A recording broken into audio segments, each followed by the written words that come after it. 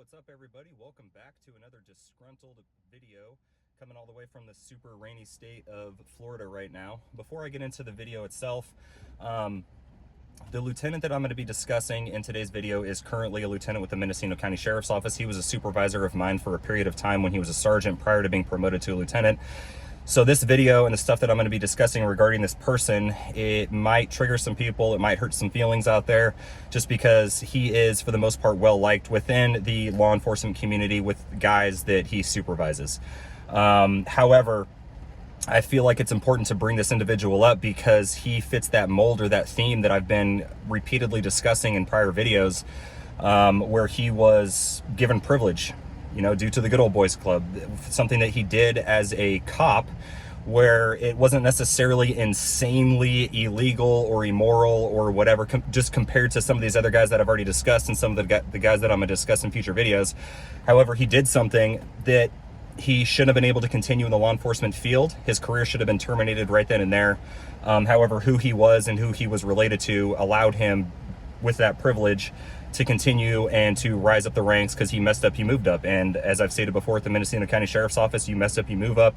And that's a tale as old as time. I mean, I've stated already that I've talked to guys that are retired now, have put in their 30 plus years with the Mendocino County Sheriff's Office, that stated that this isn't just an issue that's occurring right this second. This is spanned over the course of numerous administrations with the Sheriff's Office dating back to, the 80s, 90s, 2000s. So it's just a continuing problem. And I'm not entirely sure why that is. However, let's go ahead and get into the video. So today's video, I'm going to be discussing Quincy Cromer. And Quincy is currently an administrative lieutenant with the Mendocino County Sheriff's Office. He's based down at the Ukiah office. He doesn't like go out on patrol or do anything like that. He's in charge of a few different things. One of those things being internal affairs investigations with the Mendocino County Sheriff's Office.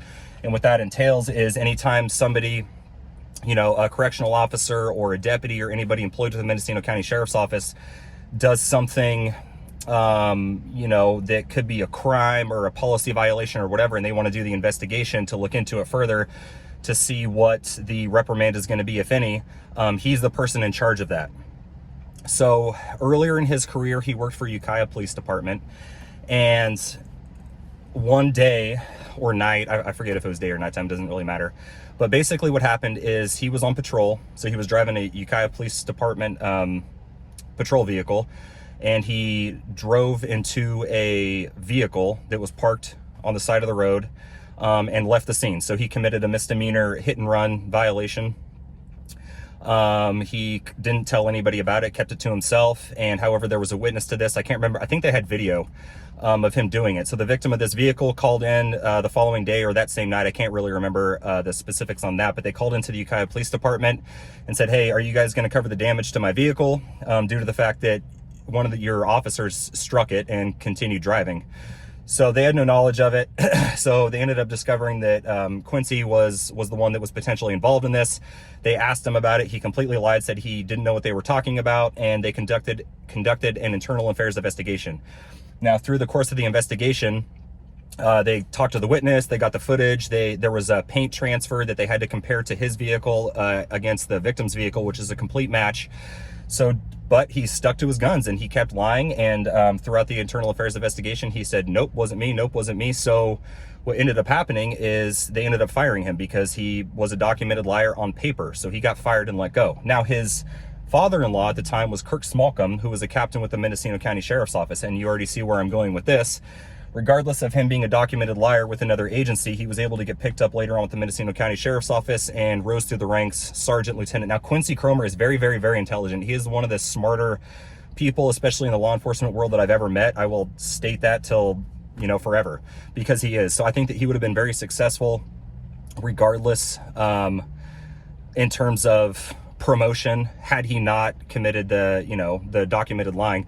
Now, the important thing with the documented lying aspect is I'm not sure why Quincy Cromer was never on the Brady list. And a Brady list is basically when any cop is caught basically being untruthful in a professional capacity that relates to their job. They are supposed to be placed on a Brady's list through the prosecutor's office, which would be the district attorney's office with the Mendocino County Sheriff's Office.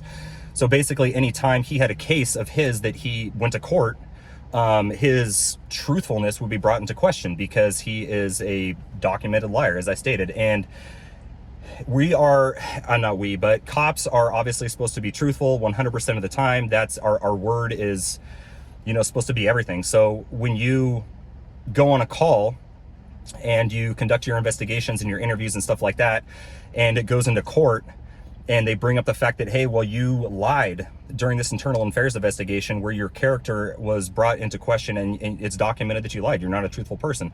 So how is the public, or, anybody else for that matter, supposed to be able to trust you or believe anything that you have to say, especially when you're going into court, during a preliminary hearing, jury trial, whatever the case may be, and you're speaking about somebody that you arrested? So how is the public or anybody, as I just stated, supposed to trust or believe anything that you're going to be saying? So I don't know why he wasn't put on a Brady list. He absolutely should have been. The fact that he wasn't, I don't know. No criminal charges were brought against him for the, granted, it was just a misdemeanor. For the hit and run aspect, it was dealt with in-house, just like the Andrew Porter thing when he had sex with that teenage girl, and it was dealt with in-house. He wasn't placed on a, sex registrant list or anything like that. So same thing with Quincy, no criminal charges. And I don't know if the victim didn't want to press charges or whatever the case was with that. However, this is a documented incident. And as I stated already, he was able to get in the position that he's in based on who he knew at the time, which was his father-in-law in the command staff at the Mendocino County Sheriff's Office. So that's pretty much it. Just a quick little thing on him. When he was my sergeant, I never saw him do anything criminal or immoral or against policy. In fact, he was very, very, very by the book. And I'm assuming, I could tell because I knew this story when he was my supervisor, and you could tell that he had been in trouble before and he knew what was at stake and he didn't want to risk losing his job again. So he was very, very by the book going forward. However, when you're an adult, people don't change that much. And, it's not like you did something, you were a liar, you lied about something when you were a kid, a teenager, and then going into your 30s and 40s, you've grown out of that. And we all have made mistakes. And I definitely have, for sure. I will state this in every single video. I'm not perfect by any means. However, I've never lied in an official capacity before, and I've never been involved in internal affairs investigation. But everybody knows that's a cop. If you lie, you die. Meaning, if you lie, your credibility is shot. You should not be a cop any longer. Now, the other thing that's hypocritical with Quincy is that since he is in charge of internal affairs investigations with the sheriff's office, I know of investigations that he's done involving, people that work in the jail and people that work on patrol, and he will hammer them when he's interviewing him. He will straight call them liars to their faces, very accusatory, very, unprofessional in certain circumstances, and people that end up getting cleared of their IAs, their internal affairs investigations. However, he's sitting there calling them liars to their faces when they later get cleared. But it's incredibly hypocritical, in my opinion. Not only hypocritical that he's in charge of these investigations when he's previously lied in one, but the fact that he has previously lied in one and he's hammering people, calling them liars while he's interviewing them in these investigations. The whole thing is just, it's always been baffling to me, and I don't really understand it. But that goes without saying with the rest of the stuff at the Mendocino County Sheriff's Office. So yeah, that's pretty much going to wrap it up for this video. In the next video, next Friday, I'll be doing another lieutenant that currently works there. So far, for those of you that haven't watched all my videos, I did, a prior lieutenant that's retired now and his illegal activity, prior undersheriff and his illegal activity, Andrew Porter, who currently works there with sex with the underage girl that was covered up and allowed him to get hired again. Quincy Cromer I just did, and then I touched on in one of my videos about Zohar Zaid, who's in charge of professional standards with the Mendocino County Sheriff's Office, in charge of background checks for new applicants with the jail, as well as on patrol, who has tased 2 people in handcuffs while he was a correctional officer in the jail, and they ended up, promoting him to the position that he's in right now. And some of that information's online regarding him. So these are currently the people that still work for the Mendocino County Sheriff's Office. And part of this video, I wanted to help out the Sheriff's Office and kind of do a recruitment. So for guys that are watching this video that are not yet cops or looking into potentially going into the law enforcement field, however you feel like you might have some hiccups or issues in your background check, I encourage you to apply at the Mendocino County Sheriff's Office. You will be hired. I promise you. And if they give you any trouble in your background check, just say, hey man, what about this, this, and this that you guys have done? Why do you guys get to get away with this, but you're going to give me some shit over some minor thing that I did, you know, however many years ago. When I was coming up, as I've stated before, it was difficult for me to get a cop job, just mostly because of my driving history and stuff. So I was turned down by an agency because I had too many speeding tickets, even though my last one had been like 3 years prior to going into the background investigation. However, they took that very, very seriously. So I got turned down for too many speeding tickets, yet you can be Quincy Cromer that lied during an internal affairs investigation that gets to get hired, or Andrew Porter, who as a cop had sex with a teenage girl, or the other two guys that I'm going to address later on. So guys that are looking to go into the cop world still, I encourage you not to do it in the state of California for one, but if you are going to, and like I said, you're worried about your background and stuff like that, put in an app with those guys.